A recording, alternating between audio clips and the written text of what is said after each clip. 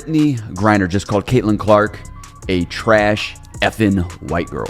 Caitlin Clark has been picked on and abused ever since she entered the league in 2024, and now Brittney Griner is joining. The WNBA is at a turning point in its history as pressure mounts for the league to look into Atlanta Dream center Brittney Griner in the wake of a contentious incident involving Indiana Fever star Caitlin Clark. The silence from WNBA headquarters has become overwhelming as video footage of Griner allegedly using racial epithets against Clark after fouling out of the game continues to circulate. This is especially true when compared to the league's prompt response to other controversies involving Clark and opposing fans. Jamel Hill, former ESPN host, says that no, she didn't say bleep white girl. She says bleep whack call. To which she then went on to call me a grifter for even pointing this out, but besides the point. You can watch and make up your own mind as to what it appears Brittney Griner is saying. It's not certain what Griner says. There is one way to find out. Ask Brittney Griner. However, no one has done that except for Outkick. It's been over 2 weeks since Griner said this. Instead, the WNBA was investigating a bogus race hoax made up by Angel Reese about Indiana Fever fans. And I say bogus because they found no evidence that supports intense roughness and growing hostilities between the two teams before the Indiana Fever's 81-76 triumph over the Atlanta Dream, when the controversy broke out when Brittney Griner committed her sixth foul in the second half. Her evening came to a disappointing and obviously irritated finish. Lip readers and social media analysts swiftly recognized what seemed to be Griner calling Clark trash as cameras recorded the altercation, followed by what many saw as an effing white girl. After she fouled out, she decided to take her anger and frustration out on Caitlin Clark. If the roles were reversed, imagine the type of field day the media would be having right now. Let's all remember the character of Brittney Griner. This is the same woman who got caught smoking weed in Russia and was jailed. And then Joe Biden made a trade for the Merchant of Death and returned him back to Russia for him to continue doing the same shenanigans that he was doing before he... The incident went viral on social media, with the video clip trending for almost 36 hours and eliciting responses from well-known personalities in both politics and sports. Given the larger backdrop of Clark's debut season and the extraordinary attention she has brought to women's basketball, the timing of this occurrence proved especially noteworthy. Before she ever came along, there were a lot of outstanding basketball players who happened to be black females that was doing their thing on the WNBA level. And they never got this kind of shine. This girl, the Golden Goose, comes along and she wreaks havoc. She's the Rookie of the Year. She's fourth in the league in MVP voting. Fourth in the league, her rookie year. Wow. Outstanding. Clark has had a truly revolutionary effect on WNBA viewership. Games with the former Iowa star on them typically draw 1.178 million viewers, but those without her draw only 394,000. This 199% viewing disparity highlights how important Clark has grown to the league's financial success and popularity. So news just came out. Ratings are higher than it's ever been for the WNBA. Yeah. Congrats to Caitlin Clark. It's crazy how that works. I mean, what are you going to do? Proof's in the pudding, kind Get a girl out of Iowa. Exactly. Who can pull up from the state next door. Yeah. And light up an entire arena, every arena. Griner's actions on the court during the season have sparked more worries about player behavior and league supervision. Given that the two players play different positions, her play versus Clark in their prior meetings has been unduly aggressive in terms of physicality.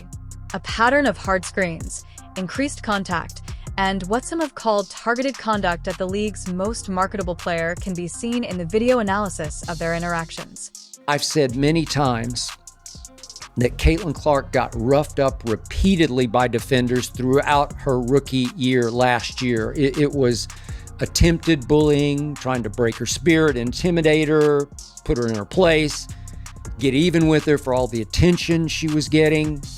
But this season, it appears Caitlin is more committed to... If you find it entertaining, kindly subscribe. The Fever and Dream's most recent games saw several instances of chippy play, with Griner receiving fouls at an alarming rate before fouling out of the game. Griner's foul rate in games involving Clark is noticeably higher than her season average, according to basketball pundits. This might indicate either poor game management or deliberate targeting of the rookie phenom. When considered in conjunction with a purported verbal altercation, this trend becomes even more concerning, depicting persistent animosity toward a player who has independently raised the status of women's professional basketball. The issues with physicality go beyond only statistical evaluation. Griner has been observed making what could be described as excessive contact in a number of game tape evaluations, including raised screens and needless body contact that goes beyond what is typically seen in basketball play. Professional basketball undoubtedly involves physical play, but given how frequent and targeted these encounters are, some have questioned if they go beyond what is considered sportsmanlike behavior. Watch some of these plays, guys. Watch some of these plays on Caitlin Clark. Look at this. Look at this.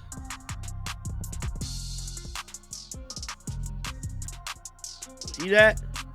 Grabbing, physically grabbing her, applying pressure, pushing her. Look at Brittney Griner. Look at this. Look at how physical they are. Now, granted, Caitlin Clark has been in the weight room this season, but I'm telling you right now, there is only so much your body can take, man. Look at how close Ryan Howard playing her. The WNBA's radically different approach from earlier investigations into Clark and claims of inappropriate behavior has been perhaps the most devastating element of this entire scandal. The league opened a thorough investigation into allegations that Chicago Sky forward Angel Ree had been the target of racist taunts from Indiana Fever supporters just weeks prior to the Griner incident. After almost 2 weeks of research, there was simply no proof to support the claims.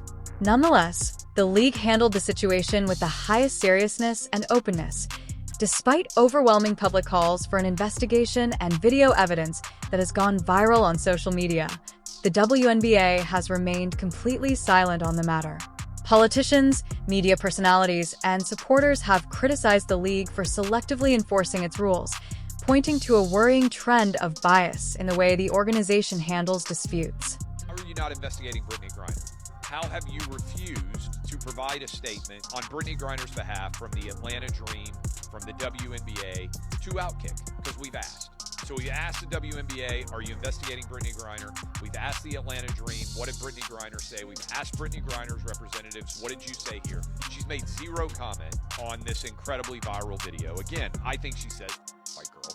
I think she is insulting somebody baby. Leading figures in sports media have offered incisive criticism on the situation. One of the most outspoken opponents of Griner's purported actions and the league's reaction is Stephen A. Smith of ESPN. Smith, a steadfast supporter of acknowledging Clark's revolutionary influence on women's basketball, voiced his displeasure with what he believes to be animosity toward Clark from league officials and veteran players. Smith's research has mostly concentrated on the financial facts that make Clark's victory essential for the league as a whole. The glaring audience figures that show Clark's worth have been emphasized in his comments, pointing out that her most recent game prior to injury drew 2. IT was the second most watched WNBA game ever on CBS, with 22 million people. The subject has also been discussed by various media figures, many of whom have expressed confusion over the league's unwillingness to treat the accusations with the same gravity as prior events. Both Griner's quiet and the league's inactivity were significant, according to Skip This. I refrained from commenting until the WNBA has had a chance to look into this. I was hoping they would make a statement, but the WNBA hasn't gotten back to us. Nothing at all. Additionally, Brittney Griner has not responded, which is noteworthy in my opinion. I don't know for sure what was going on with what cameras caught Brittney Griner saying on the bench after she had fouled out against Caitlin Clark's Fever in Atlanta. I waited to comment on this until the WNBA was able to investigate it. I wanted them to issue a statement about it, but we have heard nothing from the WNBA, absolutely nothing. And Brittney Griner has not commented, which I find significant. This dispute takes place in the context of the WNBA's growing scrutiny of player behavior, with a number of high-profile events raising concerns about league sanctions and standards enforcement. The Griner event is not unique. Rather, It is a part of a trend of contentious incidents that have obscured league expansion and on-court success. Other instances of athletes acting in dubious ways have surfaced in recent weeks, notably Connecticut Sun-guard and her contentious play.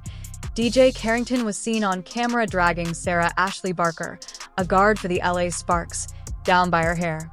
The current behavior of the due to the availability of technical fouls, ejections, and possible suspensions as disciplinary sanctions, league policies offer a clear framework for modifying unacceptable behavior. In addition to providing referees with tools to uphold player safety and game integrity, the WNBA's rulebook particularly covers behavior offenses. However, some players seem to operate under different expectations than others due to the uneven application of these norms. You folks, the WNBA already set a precedent. It doesn't matter what Brittney Griner said. It doesn't matter what Brittney Griner said, because they've already shown us they don't need evidence, they don't need substance, they don't need any type of proof at all to launch a bogus investigation into Indiana Fever fans, so they shouldn't need any substance, any basis, any evidence to launch an investigation into any other fan, any other player, any other group. The WNBA set. It is impossible to overstate the financial implications of this dispute, especially in light of Clark's disproportionate influence on league earnings, viewership, and commercial success. The figures are self-evident. Because of Clark, the WNBA has gone from being a fringe league that was having trouble staying relevant to appointment television that can compete with major sporting events. Due to the fact that her games routinely attract 3 times as many spectators as events in which she is not involved, the league's biggest star must be protected for financial reasons. Sponsors and television executives have noticed these sharp changes in viewing. Given that WNBA viewership increased by 170% in 2024, according to ESPN, the leagues during Clark's debut season, ESPN recorded its 7th highest WNBA watching figures ever, setting new records for broadcasting partners. All players now enjoy real advantages from this financial success, such as better travel arrangements and chartered aircraft, which the league had been unable to offer for more than 20 years. In fact, ticket sales are down 70% in many places. The Fever played the Mystics 2 nights ago. The cheapest ticket before her injury was announced was $41, okay? The cheapest one. After her injury was announced and people knew that she wasn't going to be playing, the lowest ticket price dropped to $3. This is the Caitlin Clark effect. The WNBA still doesn't quite realize what they have in Caitlin Clark. She is the absolute golden goose, the golden ticket. She is the pot of gold at the end of the rainbow. Failing to safeguard this investment could have far-reaching effects that go well beyond specific games or seasons. The league's newly discovered mass appeal has been exposed by the sharp decline in viewing that has occurred when Clark has been hurt or unable to play. Point 1. Clark and the enormous following she has attracted to women's basketball run the risk of being estranged if contentious occurrences are allowed to fester without enough investigation or responsibility. The WNBA must inevitably conduct a thorough investigation into the Griner incident, given the growing body of evidence, public pressure, and the obvious precedent set by earlier league probes. Clear guidelines have been set by the league's own standards and earlier acts, expectations for how accusations of improper behavior should be addressed, making their silence on this issue more and more unacceptable. According to the league's established procedures, a proper investigation would include a number of crucial elements. To ascertain the truth about what happened, officials ought to speak with every player who was there when it happened, including Griner and Clark. Additionally, it is important to gather and examine witness accounts from teammates, referees, and arena staff who were present at the time of the occurrence. The review should also look at Griner and Clark's encounters over the course of the season, including any prior games where there may have been questionable physical play. Regardless of the players implicated, this all-encompassing approach would exhibit uniform standards and reflect the thoroughness committed to previous league investigations. It's very possible that Brittney Griner was blaming Caitlin Clark in the big picture for her fouling out, blaming referees in general for overprotecting the Fever, because the league wants the Fever to win and the fucking white girl to be MVP because the fucking white girl sells tickets and detonates ratings. The way the WNBA handles this controversy will probably have a long-term impact on how players, fans, the media, and business partners view the league. By creating initiatives like No Space for Hate to set clear expectations for behavior, the organization has worked hard to establish credibility as a professional sports league that takes behavior and sportsmanship seriously. These efforts are undermined, and it appears like league discipline operates on a double standard when credible charges of racial wrongdoing are not investigated, especially when compared to inquiries into less supported claims. For the gamer, this view might have serious repercussions to morale, fan interaction, and business partnerships that rely on the league upholding equitable and uniform rules. It also affects the larger ecosystem of women's basketball. Beyond professional basketball, Clark's influence has improved the sport as a whole, including college programs and youth involvement. If disputes and disagreements are allowed to eclipse this good momentum, an unparalleled chance for development and public acceptance could be lost. WNBA is trash. No, Straight, I'm not gonna say that. Okay, this is my opinion. Okay. This is my opinion. Okay. It's a zombie company. It loses money. Nobody's going to the game. Thank God they get Caitlin Clark. She's injured for 2 weeks. All of a sudden, attendance goes down.